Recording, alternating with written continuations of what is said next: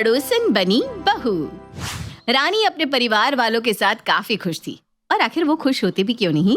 उसके ससुराल वालों की सोच खुले विचारों वाली जो थी, पर अक्सर बाहर काम करने के चलते रानी न तो अपने पति को समय दे पाती और न ही अपने घर वालों को।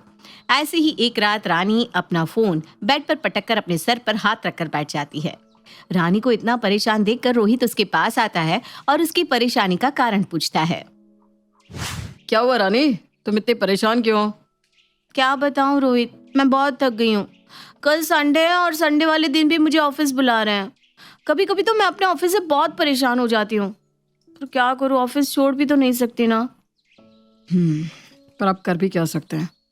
देख लो, तुम्हें जैसा ठीक लगे वैसा करो। रोहित वहां से उठकर सोने चला जाता है। रानी भी सो जाती है और अगली सुबह रानी सबके उठने से पहले ही ऑफिस चली जाती है। अब जब सब उठते हैं तो रानी को घर में ना देखकर सुमित्रा रोहित से पूछती है। रोहित, बहू कहाँ चली गई सुबह सुबह? आज उसकी कुछ अर्जेंट मीटिंग थी, इसलिए उसको आज जल्दी ऑफिस जाना पड़ा। बहू भी ना अपने घर का जरा भी नहीं ख्याल रखती। ये नहीं कि आज संडे है, घर पर रहूं, घर का ख्याल रखूं। अरे मेरी तबीयत भी ठीक नहीं है, नेहा भी कॉलेज के काम से बाहर ही रहती है। घर में उसका छोटा बच्चा भी तो है, उसका भी ख्याल नहीं उसको। माँ, आपको पता है वो भी परेशान है। कल रात वो उदास थी क्योंकि वो भी थक जाती है। हमें इस चीज का थोड़ा ध्यान रखना होगा। रोहित और सुमित्रा आपस में बात कर ही रहे थे, तभी उनके दरवाजे पर किसी की दस्तक होती है। जा बेटा, देख कौन आया है। सुमित्रा की बात सुनकर रोहित दरवाजा खोलता है, जहां वो देखता है कि उसकी पड़ोसन की बेटी काजल उसके दरवाजे पर अपने हाथ में खाना लिए खड़ी है। अरे काजल, तुम यहाँ, और तुम्हारे हाथ में क्या है? अरे कौन है? किससे तू इस तरह खड़े होकर बात कर रहा है? मैं हूँ आंटी काजल। हटो, अब मुझे आंटी जी से बात करने दो कि मैं यहाँ क्यों आई हूँ। काजल रोहित को साइड कर अंदर जाती है और टेबल पर खाना रख के कहती है। आंटी जी, मैं हूँ। भाभी जब सुबह जा रही थी ना, तब उन्होंने मुझे कहा था कि आज उन्हें जल्दी निकलना पड़ रहा है, वो आप लोगों के लिए खाना नहीं बना पाई, इसलिए उन्होंने मुझे खाना देने को कहा था। कह रही थी मैं आपका ध्यान रखूं क्योंकि आपकी तबीयत ठीक नहीं है। काजल के मुंह से ये बात सुनकर सुमित्रा की आंखें भर जाती है और वो अपने शब्दों को याद करते हुए बोलती है। मैं भी न जाने क्या क्या बोल रही थी बहू को। वो बेचारी मेरे बारे में कितना सोचती है, और एक मैं हूँ जो अपनी ही बहू को न जाने क्या क्या बोल देती हूँ।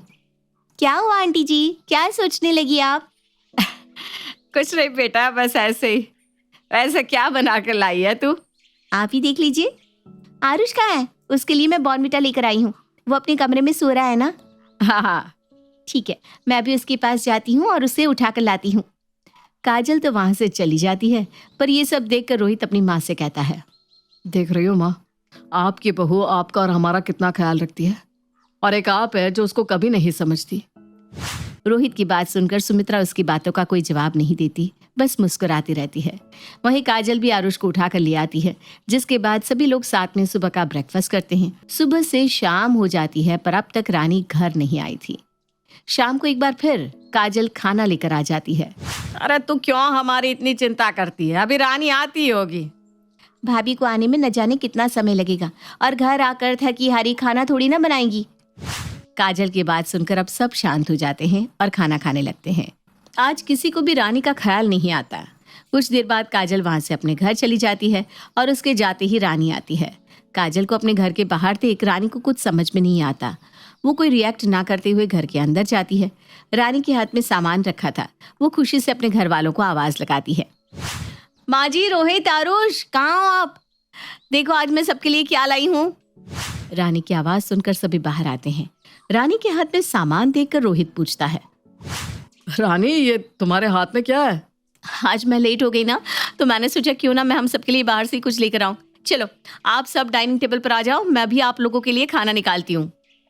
पर मम्मा, हमने तो खाना खा लिया। खाना खा लिया? पर कैसे?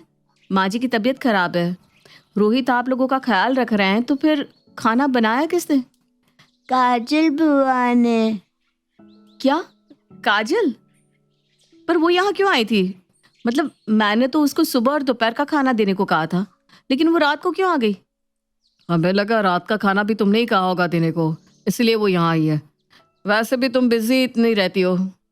रोहित की बात सुनकर रानी कुछ नहीं बोलती और खाना वहीं रखकर चुपचाप चली जाती है। रानी को उदास देखकर रोहित उसके लिए खाना निकालकर उसके पास ले जाता है। क्या हुआ रानी? देखो, तुम काजल को गलत मत समझो, पर तुम आज बहुत लेट थी और इसलिए उसने हमारे लिए खाना बनाया। वो बात ठीक है, लेकिन क्या आप लोगों को मेरे लिए रुकना नहीं चाहिए था? अच्छा, आई एम सॉरी, बस आगे से हम ध्यान रखेंगे, पर फिलहाल तो तुम कुछ खा लो। रोहित की बात सुनकर रानी खाना खाती है।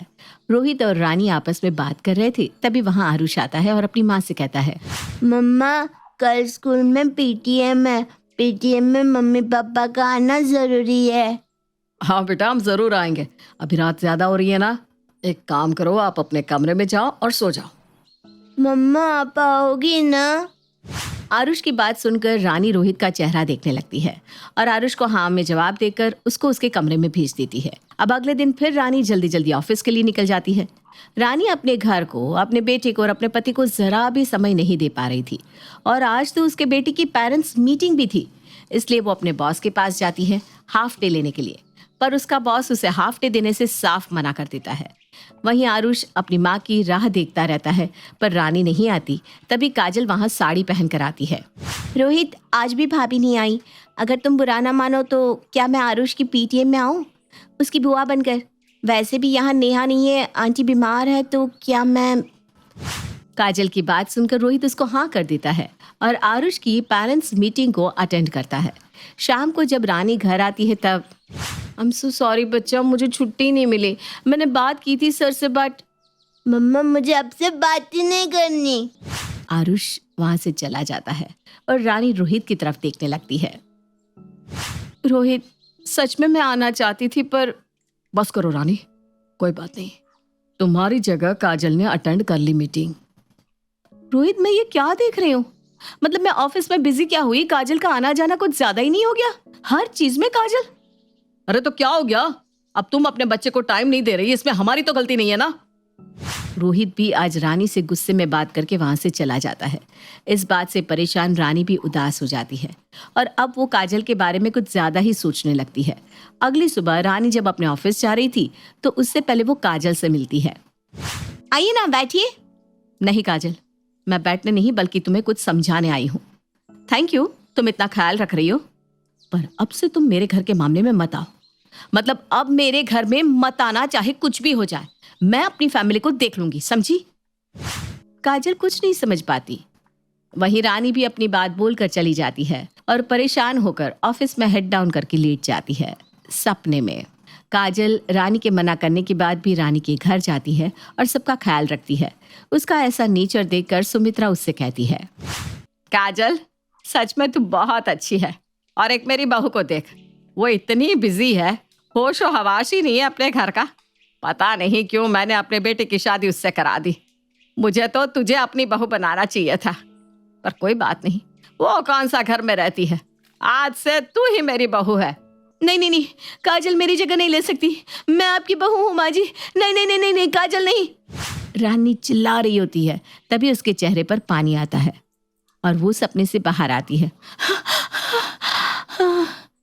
रानी अब एक झटके से उठ जाती है और अपने आसपास देखने लगती है। क्या हुआ रानी, ये ऑफिस है, क्या सोच रही है तू, क्यों चिल्ला रही है? सॉरी, वो मैं थोड़ी परेशान हूँ। ऑफिस में हलचल देख रानी का बॉस उसके पास आता है और उसे अपने कैबिन में बुला लेता है। रानी, आई थिंक तुम्हें रेस्ट की जरूरत है, इसलिए तुम लीव पर जा सकती हो। अपने बॉस की बात सुनकर रानी खुश हो जाती है और वो 1 महीने का लीव लेकर अपने फैमिली के साथ टाइम स्पेंड करती है। इस तरह से अब रानी अपने परिवार को टाइम देती है। मेरी शादी हो रही है। माँ, मैं तो आपसे दूर हो जाऊंगी। कैसे रहूंगी दूर माँ? तो दुखी हो रही है या खुश हो रही है? दूर जाने की खुशी है या गम, पता ही नहीं चलता। फिर बोले तुम मेरी बेटी को? अरे बेचारी हंसती ही तो है, अब बच्चा हंस रहा है तो भी दिक्कत। अरे बच्चा क्यों हंस रहा है, कहाँ हंस रहा है, ये भी तो देख लिया करो। बस बच्चे की हंसी में कुर्बान हो रहे हो।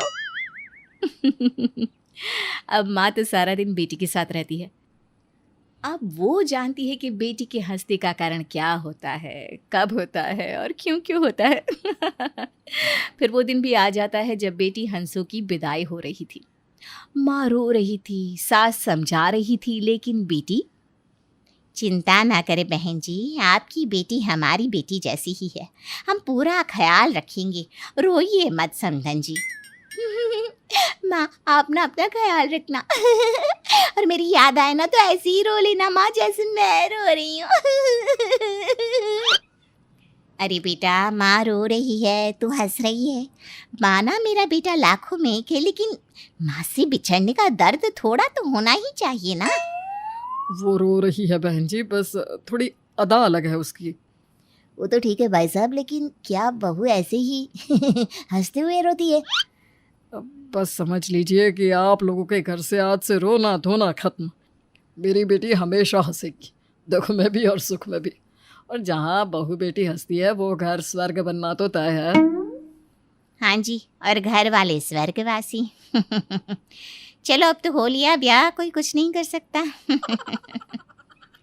तो हमारी हंसा बहू आ जाती है ससुराल मायके से यहाँ आने के बाद। बहू, ओ बहू, वो कल घर में सब मोहल्ला तुझे देखने आएगा तो तैयार रहना। जी माँ जी, अब तो शगन में पैसे भी मिलेंगे। क्यों? जरूर जरूर, मैं तो तैयार हो जाऊंगी पक्का। तो शगुन के लिए अगले दिन बहू टिप टॉप से तैयार हो जाती है। तो आ जाती है आसपास की सारी बुढ़िया बहू के दर्शन करने के लिए। वही बहू, एक से बढ़कर एक बुढ़िया की रेंज है माँ जी आप लोगों के मोहल्ले में। कोई हम लोगों की उम्र का नहीं है क्या? कैसी बात कर रही है बहू, बड़े बुजुर्गों के लिए ऐसा नहीं कहते। अरे क्या बात हो रही है सास बहू के बीच में? नहीं आंटी जी, कुछ नहीं। आंटी क्या होता है? चाची बोलो चाची बेटा, तेरा पति भी यही बोलता है। वैसे तेरे पति को ना कमर में चढ़ाकर मेला दिखाने ले जाती थी मैं, लेकिन बहू एक बार गिर पड़ी थी बहुत जोर से, तब से कमर हिल गई।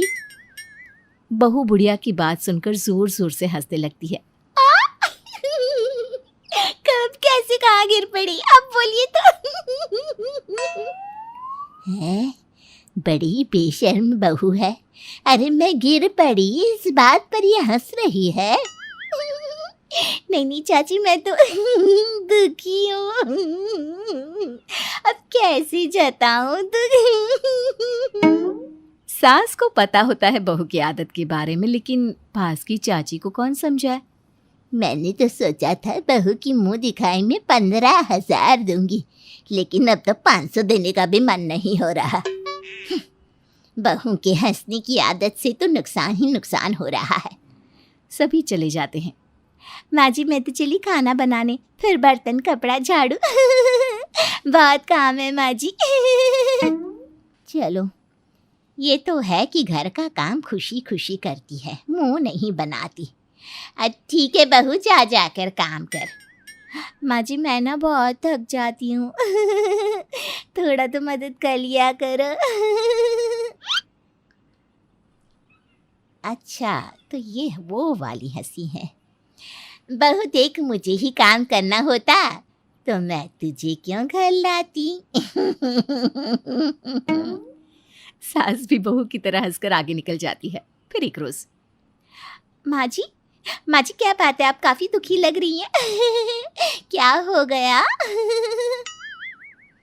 बहू मैं दुखी हूँ और तू हंस रही है। खैर, तुझसे क्या गिला करना, तेरी तो आदत ही है। हाँ बहू, दुखी तो हूँ मैं। वही तो मैं सोच रही थी, 4 दिनों से आप घर से बाहर भी नहीं निकली है। क्या हो गया माँ जी? वो सक्सेना जी है ना, उनकी बीवी का स्वर्गवास हो गया है। कौन सक्सेना जी माँ जी? वही आपके पार्क वाले दोस्त जिनके साथ आप वॉक करती थी? हाँ बहू, अब वो नहीं आ रहे तो मेरा भी दिल नहीं करता पार्क जाने का। सोच रही हूँ तेरे साथ जाकर उनके घर में अफसोस कराऊं। हाँ माँ जी, वाह वाह क्या बात कही है। चलिए चलिए चलते हैं। तभी आ जाते हैं ससुर। कौन सक्सेना? तो ये करना चाहती हो तुम पार्क में? शादी मेरे साथ की और वॉक सक्सेना के साथ? अरे सक्सेना नहीं आ रहा पार्क तो तुम भी नहीं जा रही? वाह जी वाह। बहू जरा पूछ, तेरी सास से शर्म वर्म आती है कि नहीं? माँ जी वो ससुर जी पूछ रहे हैं कि हाँ हाँ, ज्यादा पुलिस कमिश्नर बनने की जरूरत नहीं है, समझी? क्या है जी, आप भी इस पगलिया की बात में आ रहे हैं? अरे भाई जैसे हैं वो, अब बीवी नहीं रही तो दुख तो होगा ना हर किसी को। भाभी थी वो मेरी भी, भले ही मुंह बोली ही क्यों ना हो। ससुर सास की बात को समझ जाते हैं, लेकिन बहू के साथ अफसोस करने जाना सास को कितना महंगा पड़ जाता है, ये भी देखिए। अरे सक्सेना जी, बड़ा दुख हुआ। क्या हो गया था भाभी जी को? अब क्या बताऊं पुष्पा बहन, उम्र का तकाजा है। जाना लिखा था तो साथ छोड़ गई। सास सक्सेना को रोता देखकर उसकी पीठ पर हाथ रख देती है। अरे भैया शांत हो जाइए, शांत हो जाइए। जो भाग्य में लिखा है वो तो होना ही है, क्यों? बस ये बोलना ही था कि बहू हो जाती है शुरू। आपकी बीवी क्या गई, मेरी सास ने तो वॉक करना भी बंद कर दिया। आपको अकेलेपन की पड़ी है, यहाँ मेरी सास सिंगल से फिर डबल हो गई। और पता है आज पापा जी को क्या लगा?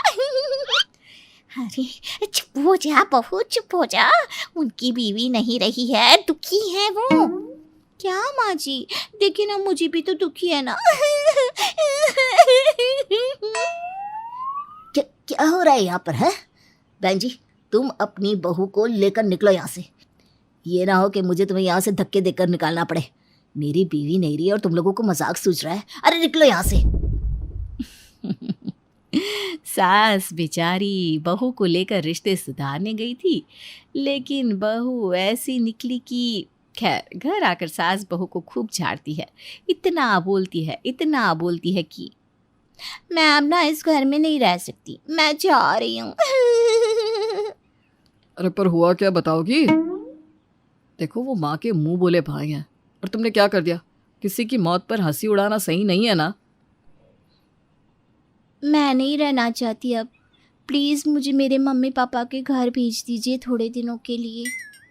पति देखता है कि हर बात पर हंसने वाली उसकी बीवी अचानक से शांत कैसे होगी। अच्छा ठीक है हंसा, थोड़े दिनों के लिए चली जा तू। जब ठीक लगे तो वापस आ जाना। हंसा मायके जा रही होती है, वो सास के पैर छूती है। हाँ हाँ निकलो, अभी निकलो। ऐसी बहू तो भगवान किसी को ना दे। माँ बस करना, देख वो कैसे जा रही है।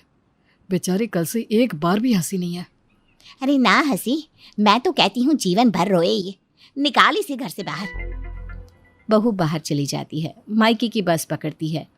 अकेले ही मायके भी पहुंच जाती है। देखकर माँ कहती है, मेरी बेटी आई है।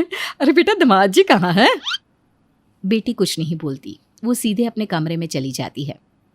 अरे मैंने तो हंसती खेलती बेटी भेजी थी, ये क्या कर दिया इन लोगों ने। देखो लग गई ना नजर मेरी बेटी को।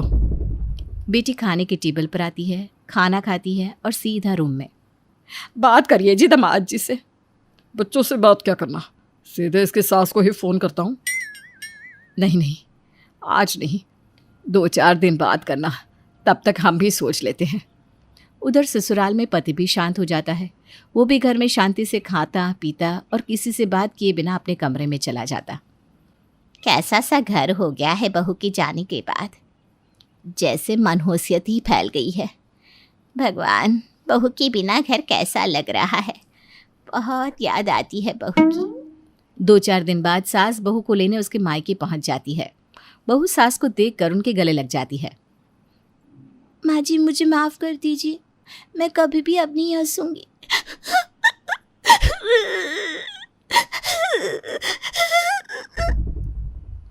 ना ना ना मेरी बेटी, तू तो हंसती ही अच्छी लगती है। जो गया वो तो चला गया, हम क्यों रोए। हमें तो जिंदगी जीनी है ना, तेरे बिना सब बेकार है। बहू तू तो चिड़िया है हम लोगों के घर की। तेरा पति भी तेरे बिना दुखी रहता है। सास बहू की माता पिता से मिलकर अपनी बहू को घर ले आती है। अब बहू हंसती तो है, लेकिन वहीं हंसती है जहाँ हंसना जरूरी है।